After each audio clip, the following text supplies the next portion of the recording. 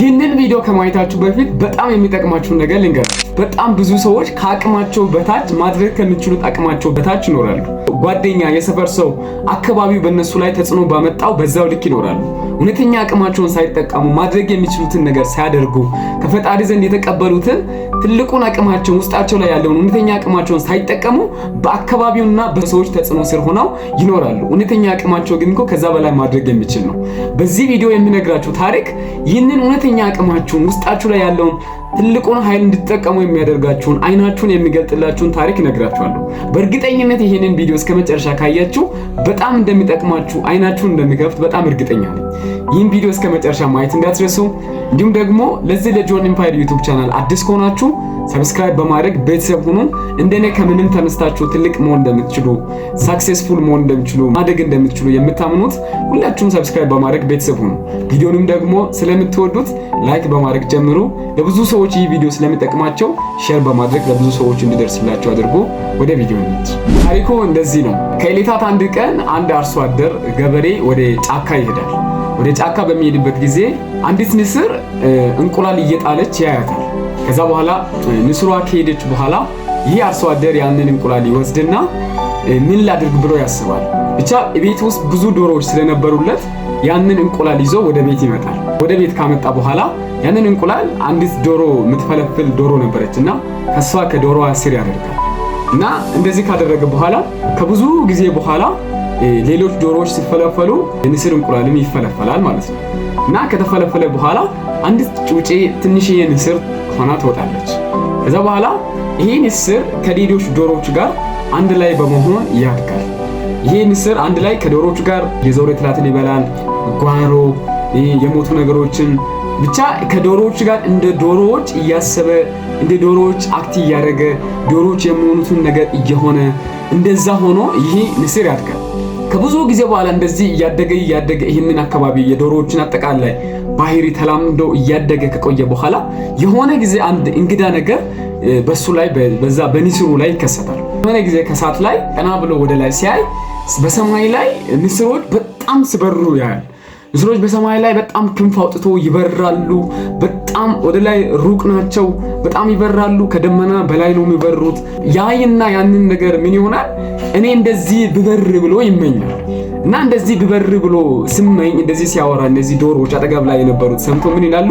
አንተ ልትበር መብረር አትችልም፣ አንተ እኮ እንደኛ ዶሮ ነህ፣ መብረር አትችልም፣ እንደዚህ ከፍ ብለህ መብረር አትችልም ብሎ ለንስሩ ይናገራሉ።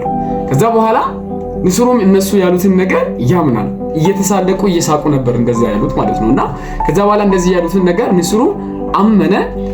እነሱን እንዳሉት እንዳመነ ወደ ላይ ሰማይ ሳያይ ቀና ብሎ ሳያይ እንደነሱ ትላትል እየበላ በጓሮ እንደዚህ እየዞረ ከዶሮ ጋር ዶሮ ሆኖ ሞቶ ቀረ ይባላል። አያችሁ፣ ንስሩ ውስጡ ላይ እኮ የመብረር አቅም አጥቶ ሳይሆን የነዛ እንዳያችሁ ንስሮች ከፍ ብሎ የመብረር ተፈጥሯዊ አቅም አጥቶ ሳይሆን በሮንግ ኤንቫይሮንመንት ላይ በማይሆን ለሱ በማይሆን አካባቢ ላይ ስላደገ የአካባቢው ተጽዕኖ በሱ ላይ ትልቅ ስለነበረ እሱ እንደማይችል እየተነገረለት እንደማይችል በአእምሮ አምኖ ከአቅሙ በታች ሆኖ ሞቶ ነው ያለፈው ማለት ነው። አያችሁ፣ ይህ የንስር ታሪክ በጣም ብዙ ሰዎችን ብዙ ነገር ያስተምራል። ብዙዎች በጣም የመብረር ከፍ ብሎ የመብረር ትልቅ ነገር የማድረግ አሁን ካሉበት ሁኔታ በእርግጠኝነት የተሻለ ነገር ጥሩ ነገር ማድረግ እየቻሉ ከአቅማቸው በታች ሆነው የሚኖሩበት ምክንያት አቅም እኮ አጥቶ አይደለም። ከፈጣሪ ዘንድ አቅም አጥቶ ፖቴንሻል አጥቶ ሳይሆን በሮንግ ፕሌስ ላይ በሮንግ ኤንቫይሮንመንት ላይ ስላሉ ያ ኤንቫይሮንመንቱ የነገረውን ነገር አምኖ ተጽዕኖ ስላመጣ ብዙዎች ላይ ትልቅ ተጽዕኖ አምጥቶ ከአቅማቸው በታች ሆነው አንዳንዶች ይኖራሉ። አንዳንዶች ደግሞ እየኖሩ ያንን ነገር ሳያልፉ ያንን አካባቢው ሰዎች ያሉትን ድንበር ሳይጥሱ በዛ ሁኔታ አልፎ ይሞታሉ ማለት ነው። ይህ የብዙዎችን አይን የሚከፍት ታሪክ ነው ማለት ነው። እና ከዚህ ታሪክ መማር የምንችለው ነገር ምንድን ነው? ባይ ዘ ዌይ ስለ ንስር አንዳንድ ሁኔታዎችን ልንገራችሁ። ይቺ ንስር ሳትበር ከፍ ብላ ሳትበር እንደ ዶሮ ከዶሮ ጋር ዝቅ ብላ አቀርቅራ ያቀረችው ይቺ ንስር ምን አይነት የተፈጥሮ አቅም ነበራት? ምን ማድረግ ትችል ነበር? ስለ ንስር አንዳንድ ሁኔታዎችን ልንገራችሁ። የመጀመሪያው ነገር ንስር ብቻውን ነው የሚበረው።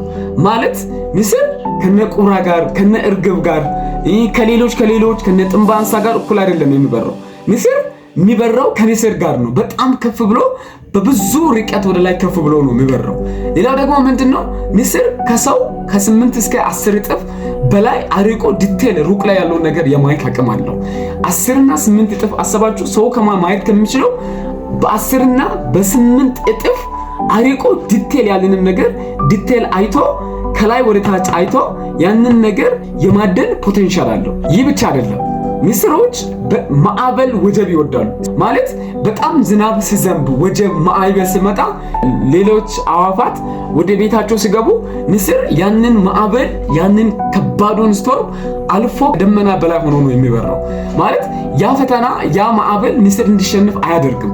ያንን ሁኔታ ከፍ ብሎ አልፎ ነው ንስር የሚበረው ማለት ነው። ይህም የንስር አንዱ ፖቴንሻል ነው፣ አንዱ አቅም ነው የንስር ማለት ነው። ሌላው ደግሞ የንስር አቅም ምንድነው? ንስር 40 ዓመት ከኖሩ የእድሜያቸው ኢኩሌታ 40 ዓመት ከኖሩ በኋላ ከ40 ዓመት በኋላ ራሳቸውን ሪስቶር ነው የሚያደርጉት። ማለት 40 ዓመት ከደረሳቸው በኋላ ወደ አለት ንቃቃት ይገቡና አለት ውስጥ ይገቡና ትልቅ ተራራ ላይ ቆዳቸውን ያወጣሉ፣ ማንቁሩታቸውን ይሰብራሉ። እንደ ቀድሞ መብረር አይችሉም 40 ዓመት ሲሆናቸው ማለት ነው። እና እንደገና ራሳቸውን ሪኒው ያደርጋሉ። ቆዳቸውን አውጥተው ማንቁሩታቸውን ሰብረው እንደገና ነው ራሳቸውን ሪኒው የሚያደርጉት።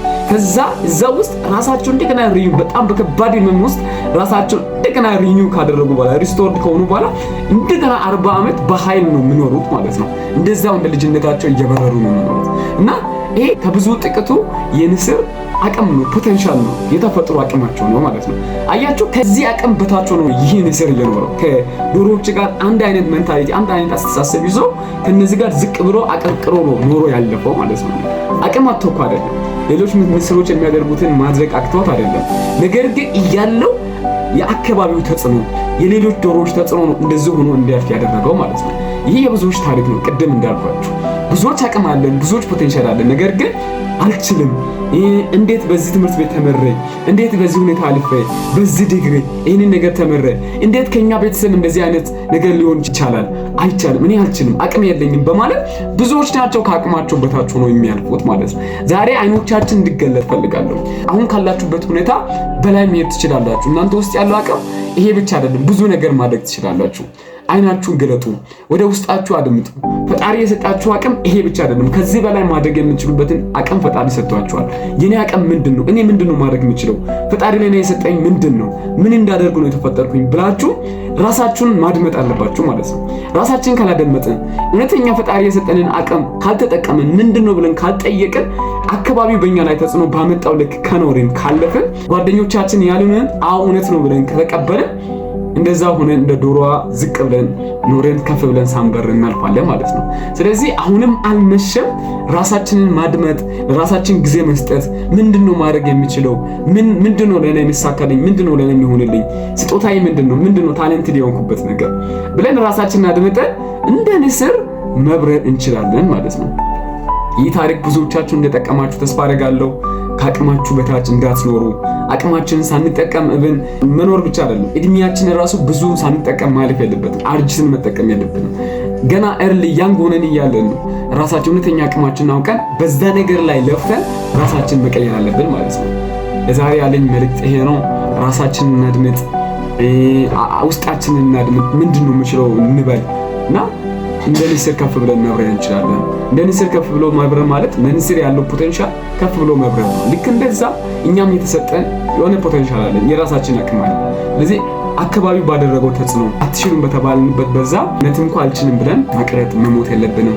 ራሳችንን ራይዝ አፕ ማድረግ ማንሳት አለብን። ማድረግ እንችላለን። ሲሪየስሊ ዊ ካን እንችላለን። ስለዚህ ራሳችንን እናድምጥ። እዚህ ታሪክ ብዙ ነገር እንደተማራችሁ ተስፋ አደርጋለሁ። ላይክ ማድረጋችሁ እንዳትረሱ። እንደዚህ አይነት መልእክቶችን ውስጥ ያመንበትን ነገር እየመጣው ሼር አድርግላችኋለሁ። ላይክ ማድረጋችሁ፣ ሰብስክራይብ ማድረጋችሁ እንዳትረሱ። ሌላ ጊዜ እስክንገናኝ ቸር ሰንብቱ። እወዳችኋለሁ።